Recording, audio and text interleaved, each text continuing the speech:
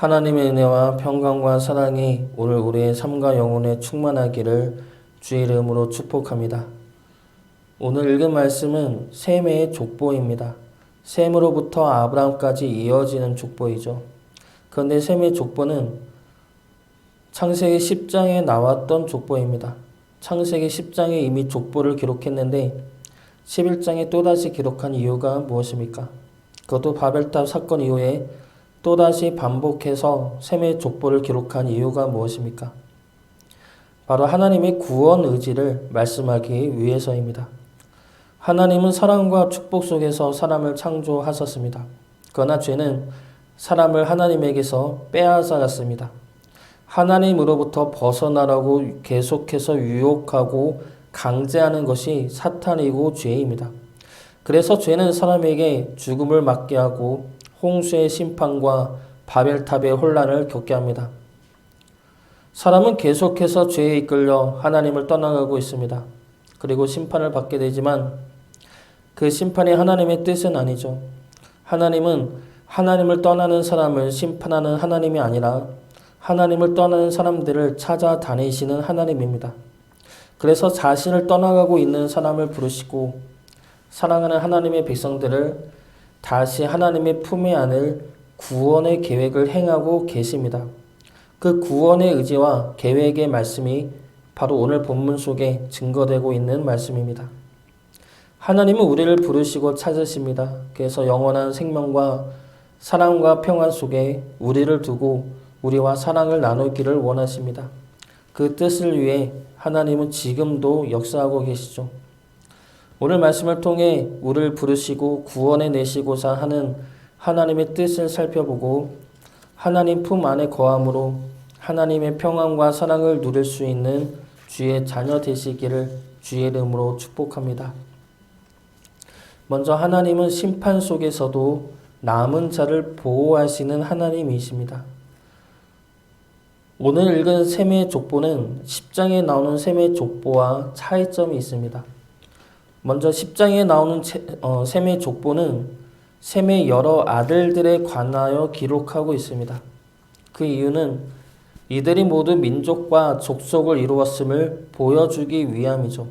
그러므로 생육하고 번성하라는 하나님의 말씀이 성취가 되었음을 보여주고 있는 것입니다. 그러나 11장에 나오는 셈의 족보는 아들 하나만을 이야기합니다.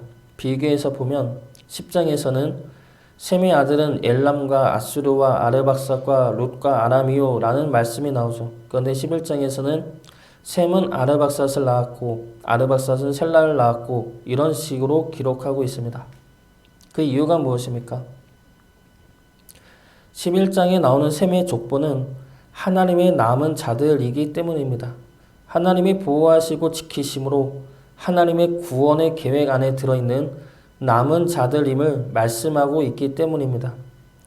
그래서 10장에서는 생육하고 번성하라는 하나님의 말씀에 대한 성취로 여러 아들을 이야기했다면 11장에서는 하나님이 보호하시고 은혜를 내려주신 남은 자들 그리고 그들을 통해 역사하실 하나님의 구원과 계획과 구원의 계획과 뜻을 보여주기 위한 족보가 되는 것입니다. 이 말씀은 사람들 모두가 죄를 향해 가고 있는 그 상황에서 하나님은 우리를 포기하지 않았다는 것을 증거하고 있는 말씀입니다.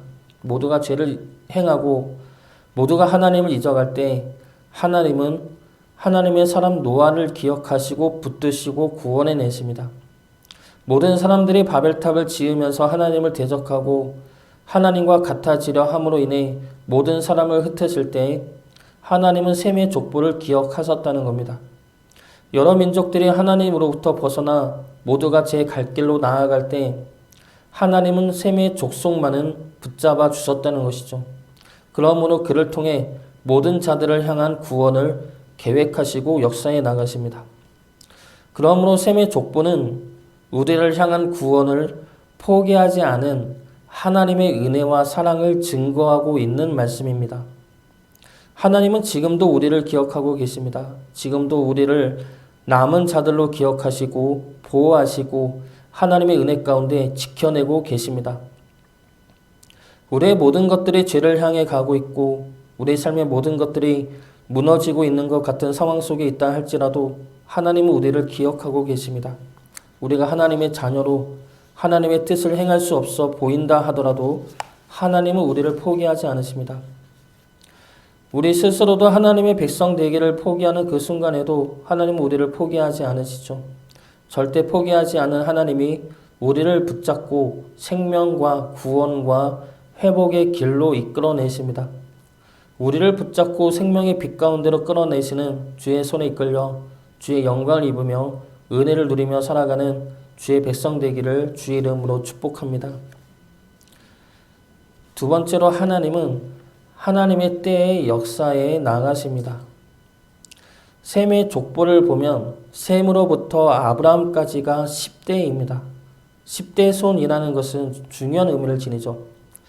아담부터 10대 손은 노아입니다. 그리고 노아의 시대 때에 하나님의 심판이 행해집니다. 이것은 10이라는 숫자를 통해 하나님의 때를 말씀하고 계시는 겁니다. 10은 완성수이죠. 완전수인 10에 이르렀을 때 하나님이 일하십니다. 그런데 10에 이르렀을 때 일하는 것이 아니죠. 10은 상징적인 숫자입니다. 10은 하나님이 기다리고 기다리시다 그 기다림이 완전히 찼을 때를 말하고 있는 겁니다. 그래서 하나님이 드디어 일하시기로 작정하셨다. 하나님의 역사가 시작되었다. 그때가 이르렀다. 그것을 나타내는 숫자로 10을 사용하고 있다는 겁니다. 그래서 셋으로부터 10대의 아브라함이 나왔다는 것은 하나님의 구원의 역사가 드디어 시작되었다는 것을 말씀하고 있는 것이죠. 그리고 아시다시피 하나님은 아브라함을 통해 구원의 역사를 써 내려가십니다. 하나님은 하나님의 때에 역사하십니다. 그때는 임박하고 있으며 분명하고도 확실하게 우리에게 다가오고 있습니다. 우리 눈에 보기에는 하나님의 때가 보이지 않을 수도 있습니다. 우리 생각으로는 하나님이 일하고 계시는지도 의심스러울 때가 있죠. 우리 눈과 우리 생각이 우리 현실을 보고 있고 그 현실을 통해서 판단하기 때문입니다. 우리 생각으로는 밥을 해도 뜸이 뜨고 뜸이 나고 연기가 나야 이제 밥이 되겠구나 라고 생각을 합니다. 이러한 생각으로 우리 삶을 보고 현실을 보기 때문에 우리는 하나님이 일하고 계시나 의심할 수밖에 없다는 겁니다. 점점 되어가야 하는 조짐이 보이고 징조가 보여야 하나님이 일하고 계시는구나, 이제 얼마 있으면 역사되어지겠구나 생각한다는 것이죠. 그런데 하나님의 일하심을 보면 어떻습니까? 갑자기 임하시죠. 하나님의 일하심은 연기가 안 나도 어느 순간 밥이 되어 있습니다. 우리가 몇 달 동안 준비하고 일을 해도 될까 말까한 일들을 하나님은 너무나도 쉽고 간단하게 해내십니다. 그때가 하나님의 때이고 그때가 마침내 이르렀기 때문이죠. 하나님의 때를 믿고 기다리시기 바랍니다. 우리는 하나님의 때를 기다리지만 하나님도 우리가 하나님을 믿고 기다리기를 원하고 계십니다. 하나님의 때는 우리가 하나님 앞에 돌아올 때이죠. 우리가 우리의 일을 바라보지 않고 하나님을 바라볼 때입니다. 우리가 우리의 뜻을 내려놓고 하나님의 뜻을 구할 때입니다. 그 때를 위해 하나님은 기다리시며 일하시며 우리를 부르시고 다듬어 가고 계십니다. 하나님의 때를 믿고 소망함으로 그때에 하나님의 역사를 증거하며 하나님의 영광을 드러낼 수 있기를 주의 이름으로 축복합니다. 마지막 세 번째로 하나님은 믿음의 사람을 통해 역사하십니다. 하나님은 드디어 아브라함을 택하시고 믿음의 조상으로 만들어 가십니다. 이것은 하나님의 일하심이 어디에 있는지를 보여주고 있는 말씀이죠. 하나님은 많은 쪽을 택하여 일하지 않으십니다. 하나님은 사람이 많다고 해서 그들을 통해 일하지 않습니다. 하나님은 부유한 자들을 통해서 일하지도 않고 능력이 많은 자들을 통해서도 일하지 않습니다. 하나님은 믿음의 사람, 그 한 사람을 통해서 일하시죠. 우리는 우리가 세상에서 하나님의 영향력을 드러내려면 우리에게 무엇이 있어야 한다고 생각합니다.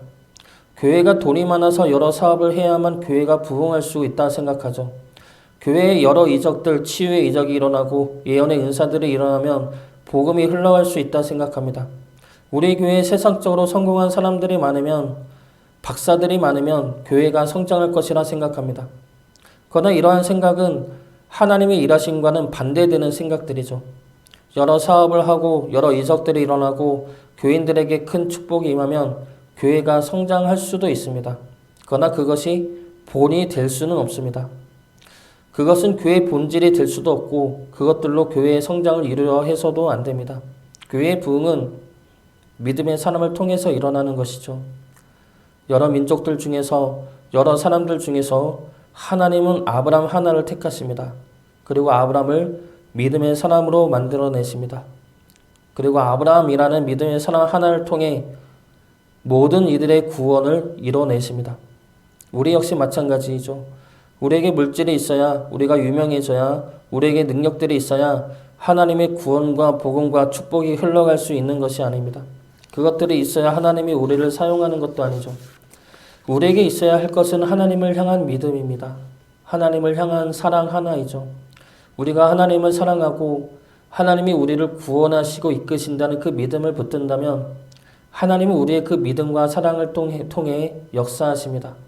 그리고 그 믿음을 들어 하나님의 능력으로 크게 사용하여 주십니다. 우리가 그러한 믿음의 사람이 되기를 원합니다.